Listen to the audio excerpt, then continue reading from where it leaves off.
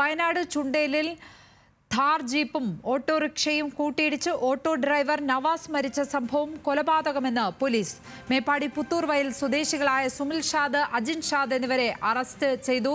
ഇരുവരും സഹോദരങ്ങളാണ്. മുൻ വൈരാഗ്യമാണ് കൊലയ്ക്ക് പിന്നിൽ എന്നാണ് പോലീസിന്റെ നിഗമനം. ഈ ചുണ്ട ഭാഗത്ത് ഒരു ഹോട്ടൽ കച്ചവടം നടത്തുന്ന ഒരു ടീമുമായിട്ട് ഒരു പേഴ്സണൽ എനിമിറ്റി ഉണ്ടായിരുന്നു. അതിന്റെ ഭാഗമായിട്ട് ഈ യാത്ര ചെയ്ത ആള് ഒരു നമ്മുടെ വിശ്വസിക്കുന്ന ഒരു കൂടോത്രം പോലെ ഒരു സാധനം കൊണ്ടുവച്ചതായിട്ട് ബന്ധപ്പെട്ട് ഇവർക്കൊരു എനിമിറ്റി വന്നു. പേഴ്സണൽ എനിമിറ്റിന്റെ മുകളിൽ രണ്ടുപേര് ജ്യേഷ്ഠനും അനിയനും അപ്പുറം ഇപ്പുറം നിന്നിട്ട് ഇൻഫർമേഷൻ കൊടുത്തിട്ട് ആക്സിഡന്റ് നടത്തിയിട്ട് കൊലപ്പെടുത്തിയാണെന്ന് മനസ്സിലായിട്ടുണ്ട്. അതിന്റെ ഇൻവെസ്റ്റിഗേഷൻ CI നടത്തി വരുന്നുണ്ട്.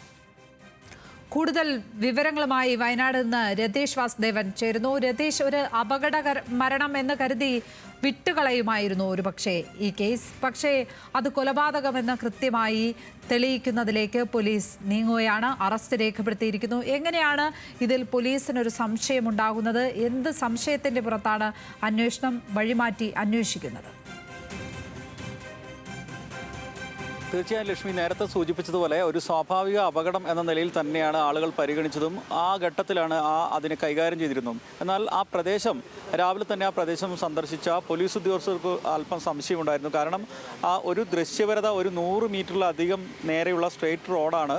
ആ റോഡിൽ ഇങ്ങനെ ഒരു അപകടം നടക്കാനുള്ള സാധ്യതയില്ല.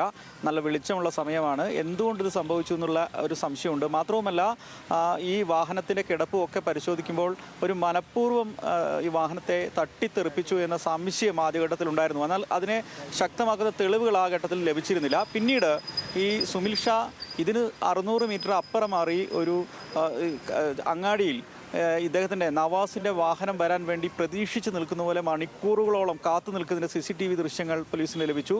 അതാണ് വളരെ നിർണായകമായത്. അതിനുശേഷം വളരെ പൊടുന്നനെ ഒരു വിവരം, ഒരു ഫോൺ കോളോ മറ്റോ വന്നതുപോലെയാണ് ഇദ്ദേഹം ചുണ്ട ഭാഗത്തേക്ക് വാഹനം വേഗത്തിൽ ഓടിച്ചു പോകുന്നത്. ആ സമയത്ത് നവാസ് ചുണ്ടയിൽ നിന്നും ഈ ഭാഗത്തേക്ക്, ഈ ആനോത്ത് ഭാഗത്തേക്ക് വരുന്നു എന്നതാണ് മനസ്സിലാക്കുന്നത്. ആ സമയത്താണ് ഈ അപകടം നടന്നത്. അതിന് തൊട്ടുപുറകെ പോയ ഒരു ഓട്ടോറിക്ഷ ഡ്രൈവർ ഇത് സ്ഥിരീകരിക്കുകയും ചെയ്തു. ഇവർ ഇവിടുന്ന് പുറത്തേക്ക് പോകുന്നതും കണ്ടു. മാത്രവുമല്ല ഈ ചുണ്ട എസ്റ്റേറ്റിലെ ഫാക്ടറി ജീവനക്കാരൻ ഈ വാഹനാപകടം നേരിട്ട് കണ്ടു.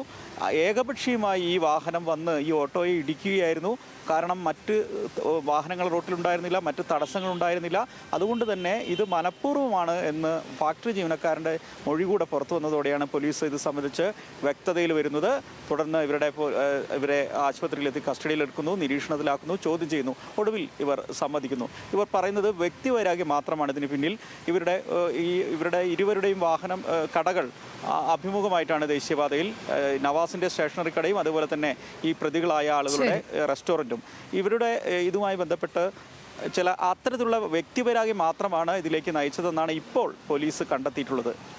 ചുണ്ടലിലെ വാഹനാപകടം അപകടമല്ല, കൊലപാതകമാണ് എന്ന നിലയിലേക്ക് എത്തുന്നു. പ്രതികളെ അറസ്റ്റ് ചെയ്തിരിക്കുന്നു. സഹോദരങ്ങളായ പ്രതികൾ കുറ്റം സമ്മതിച്ചിരിക്കുകയാണ്. രതീഷ് വാസുദേവനാണ് വയനാട്ടിൽ നിന്നും വിവരങ്ങൾ നൽകിയത്.